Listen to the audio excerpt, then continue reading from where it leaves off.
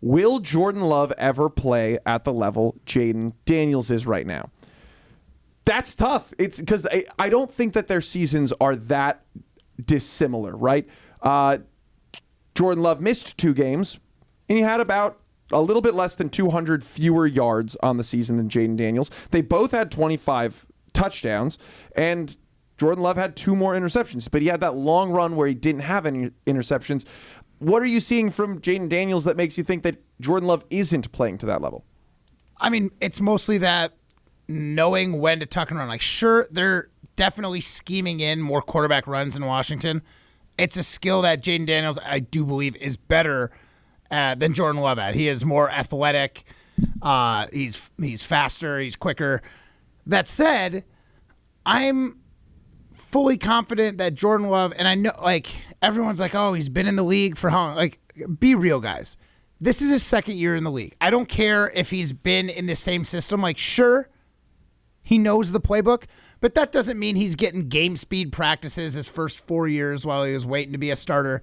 He's now a starter. This is essentially his sophomore year as a starter.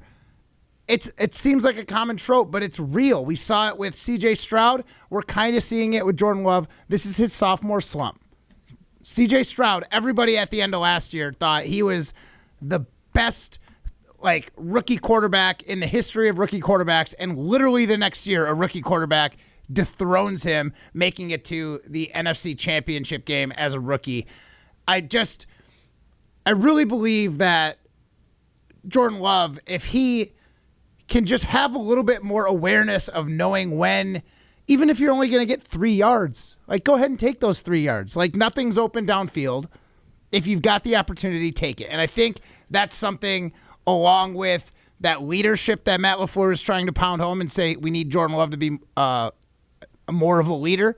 More Dan Campbell, more rah-rah. Well, I think that's what a lot of people took it like. I think it was more Jordan Love needs to find how he's comfortable leading, whether that's going up to a teammate in private and talking to him, or going on the sideline and pumping up his team. Do what feels right, but you need to do more to motivate your team. And I think that's what he's getting at. But I don't think it's that hard to teach somebody. If you see an opening with your legs, go ahead and take it. No, absolutely. And I think if Jordan Love did that, if he improved from, let's say, 88 yards or whatever it was rushing, in the 80s, if he took that to 300, it'd be huge. It'd be huge. Because how many of those are going to lead up to first downs? Or maybe it's on second down at second and 7, second and 10, and he chunks 4 yards out of a run. That play call is going to be way easier at 3rd and 6 as opposed to 3rd and 10. So I just feel like there's not a ton of changes that Jordan Love needs to make to get to the level that Jayden Daniels is playing right now. Now, something that you said that kind of struck me is that you think that this was Jordan Love's sophomore slump. Mm-hmm. And I think he had what is a pretty good season, not by any means elite. Do you think... I thought he just, everything kind of leveled out. He didn't improve on last year a whole lot. As far as numbers go, they're pretty similar seasons. It just, he didn't have the highs that he had last year, and he avoided the lows. And I think that is a forward step. It might not be that full step forward, but it is a forward step to becoming one of the elite quarterbacks. Limiting the absolute clunkers. Now, if he can limit the absolute clunkers and then also bring in a couple of those wow games that he had last year, I think Jordan Love could be in one of those conversations as a top 5 quarterback in the NFC, maybe top 5 quarterback in the NFL, if he can find his way at keeping the high games and continuing to eliminate these full clunker games. Yeah, now that's interesting because I as a fan, I like to think, Jordan Love's at least in the conversation to be a top 5 in the NFC right now. But, maybe not. Realistically, is he? Is he? Well, I mean, obviously. If we walked through it, I don't think he makes the top 5 right now. The way this season went. In the NFC? It's really close. He might be 6. Yeah. We want to walk through it. It's Hurts and Daniels. Those are the easy ones. Is Hurts easy right now?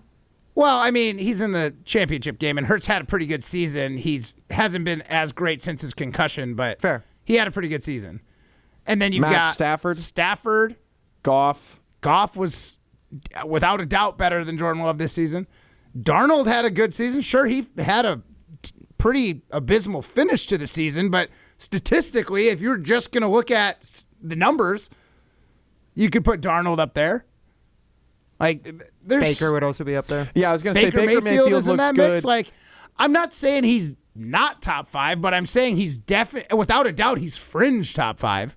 So as you look at the NFC, there's not a single quarterback that you look at and say they're better than Patrick Mahomes, than Lamar Jackson, than Josh Allen. We don't say better than, but Joe could Burrow. you put him on that same tier? And I would say no. No. And why do we know that those four? And I mean, like, obviously not Lamar Jackson, but Pat Mahomes is on his own. He's his own guy. He's alone at the number 1 spot. He's in the conversation of GOAT. He's with Joe Montana, Tom Brady. Those are the only two. I mean, one more Super Bowl, I think that would be 100% fair to say. Yeah. Well, one more. I mean, he's already there. I mean, he's in that conversation given the speed with which he's done it. You're probably right. If he can get to another Super Bowl, if he can win another Super Bowl, but the thing is, we all know that the Super Bowl runs through him. You have to beat him to get there. The other 3, Lamar Jackson, who's never been to a Super Bowl, Joe Burrow, who's been to one Super Bowl, and Josh Allen, who's never won a Super Bowl. I think all 3 of those guys are also a full step ahead of anybody the NFC has. The only person in the NFC right now that feels like they belong in that conversation, maybe Matt Stafford and Jayden Daniels, because Jayden Daniels is showing this pop and flash that the other guys just don't have. It's coming at the right time. And again, like, Jordan Love had a very similar pop and flash towards the end of his season last year. Like, that Cowboys game, people were looking at Jordan Love as one of the better quarterbacks in the NFC for sure. Mm-hmm. And he was. But that doesn't mean that they're going to stay there. Jayden Daniels, if this is his average, if this is what he does year in and year out, he is certainly in the conversation with a Burrow or a Josh Allen. But I like the fact that there's not one in the NFC tells me that the NFC is still wide open. So absolutely. Like, the Packers shouldn't be nervous. There's not like one place that you're like, oh, Super Bowl goes through X. Right. It's not like the AFC right now. And I think the other thing to keep in mind, which is so crazy that we're saying this and we're feeling like, Jalen Hurts is just some dude. And yet there's a very, very real chance that Jalen Hurts makes his second Super Bowl in, no time at all. How long has he been in the league? 4 years? 4 or 5 5 Same years? exact years as Jordan Love. Oh, So my that's his gosh. sixth year? This would be his his fifth fifth year. year. Yeah. Dang. That's hard. That's hard. A hard pill to swallow.